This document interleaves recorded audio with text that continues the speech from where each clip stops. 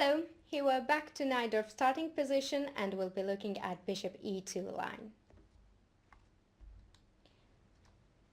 Bishop e2. Very quiet move, and I think plans to play for slow positions. e5. I like this move very much because Black kicks the knight from central square, and now it has two ways, either to go on b3, either to go on f3. Knight f3, let's start from knight f3, but I think it's pretty ineffective way to continue. First of all, it blocks the f-pawn advance, so in necessary situation white cannot go f3 or f4. But its idea is to go knight d2, knight c4, knight e3, and control the d5 square. h6. This is very important move. Black restricts the g5 square for bishop, so white cannot go bishop g5 and pin the knight on f6. And castle. Instead of castle, white can go bishop c4, bishop e7, castle, and bishop e6. Black anyway goes bishop e6. He's not afraid of bishop e6, f takes e6, because the e6 pawn is not weak actually. It just controls the d5 and f5 square. And after castle, rook comes on f-file, and I think black has initiative on king side. So queen e2 defends the bishop on c4, knight bd7, bishop b3, castle, rook d1, and rook c8. This is very good position for black. He develops with queen c7, rook f d8, b5, knight b6. Grabs initiative on queen side, and at some point he can play even for d5. So let's get back to castle, bishop e6, rook e1. Rook e1 is very natural move in these positions. White wants to go bishop f1, and rook on e1 is very useful. In case of d5, then the e5 pawn will be very weak. So bishop e7, bishop f1, and castle. Now black has very good plan. Knight bd7, queen c7, rook fc8, and b5. He wants to play on queen side, and I think he has many ideas after queen b7, a5, b4. So I think knight f3 is not dangerous for black at all. Let's go back to knight b3. Bishop e7 and castle. Instead of castle, white has many choices. Let's start with active move, f4. It's very rare move, but the only idea after castle is to play g4, because if white castles instead of g4, then it transposes to main lines. So g4. White's idea is to advance the pawn on g5 and control the d5 square. But we can see that white weakened king side, and king is still in the center. So we have here a very typical and good breakthrough in the center. d5. We sacrifice the pawn, but after knight d5, well, e d5 doesn't work because of bishop b4. So knight d5, knight d5, e d5, and bishop h4. Now we can see the bad position of the king on e1, so it has to go king f1. And after f5, I think black has very good attacking chances. Black opens up the file and the king is very, very weak. So let's get back to bishop e7 and g4 with the same idea. g5 controlling the d5 square. h6, of course black does not allow it. Bishop e3. Well, if h4, then bishop e6, bishop f3, knight bd7, and g5 is not dangerous. After h takes g5, hg5, rook h1, bishop h1, knight h7, and this pawn is in danger on g5. So g4, h6, bishop e3, bishop e6, rook g1. White still follows his plan, knight bd7, and h4. We can see that black developed naturally, and now white wants g5. Knight h7, a good move, prevents g5. But white can be anyway stubborn here and play g5, so that the pawn on d6 is hanging.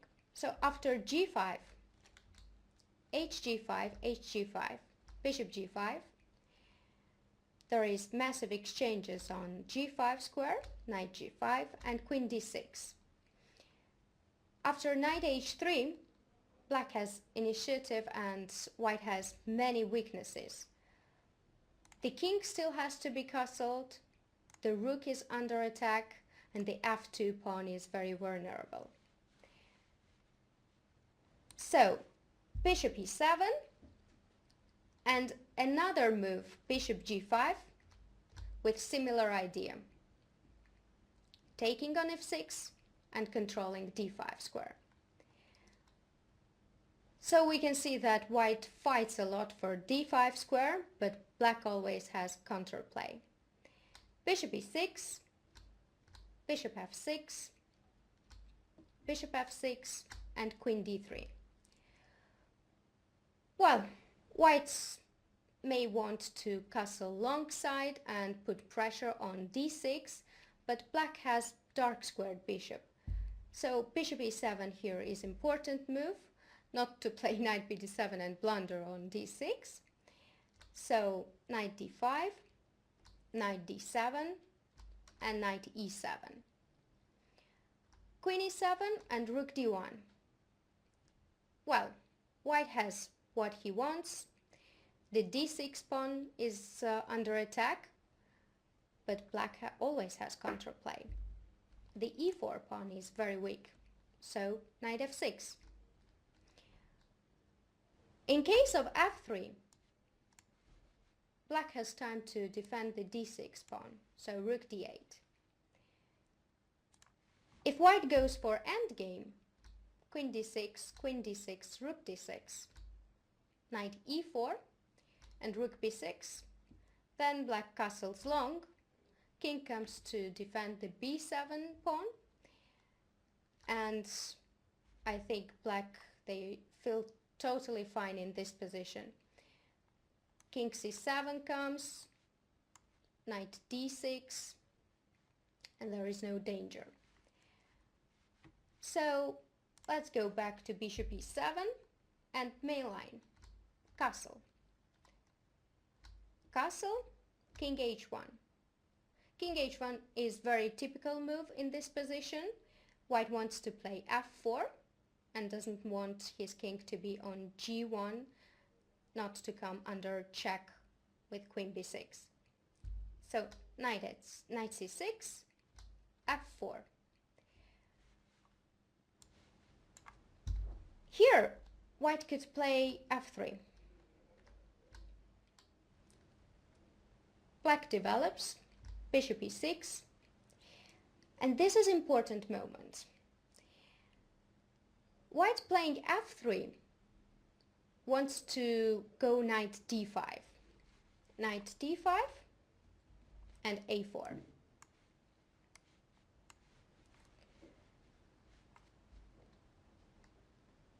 So after bishop e6, black wants d5.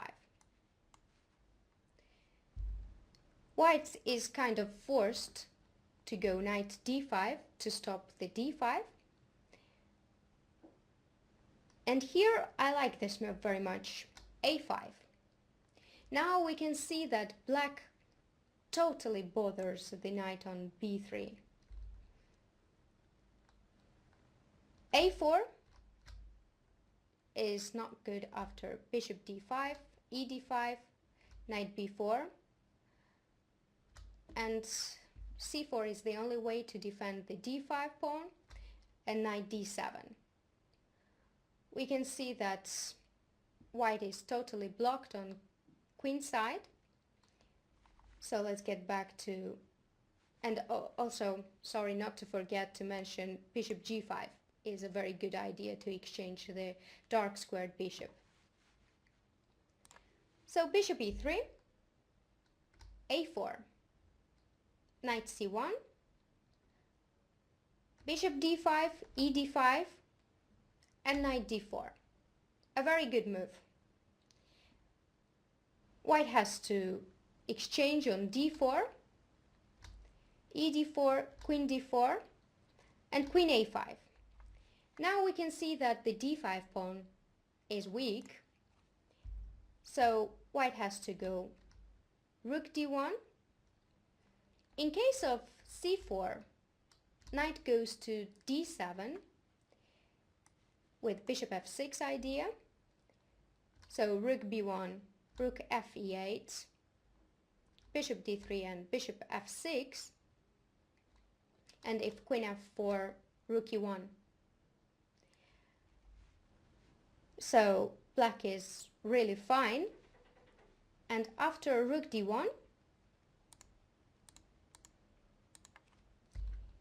knight d7, black plans rook e8 and bishop f6. It was very good game and it was played in Adam's Karyakin. So let's get back to knight c6. If bishop e3, bishop e6, queen d2, wants to play positionally and a bit slow, then b5. The idea is b4 and the e4 pawn is hanging. So white has to support the e4 pawn, f3, and now black has d5.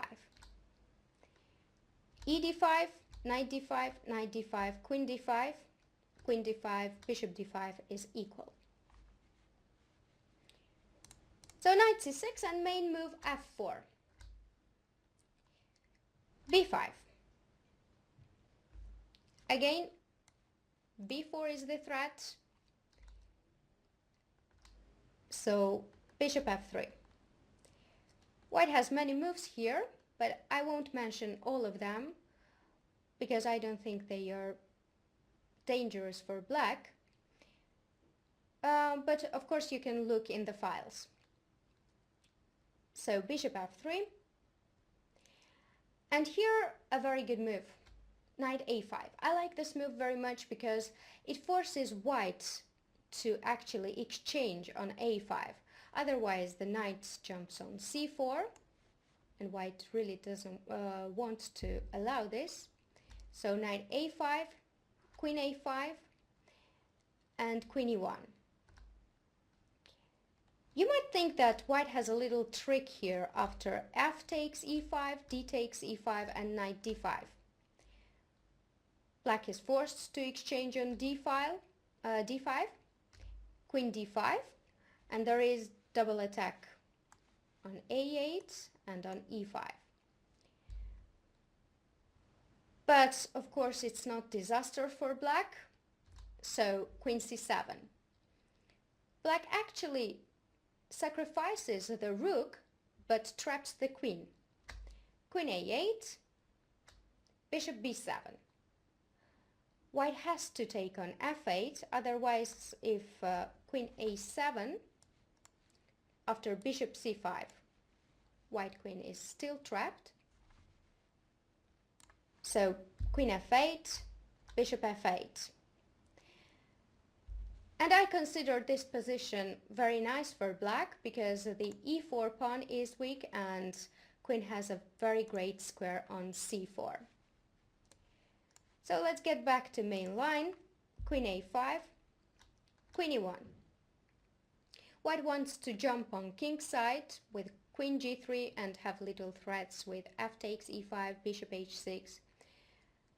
So now we don't need the queen on a5. Of course, the main threat can be knight d5. So queen goes back to c7,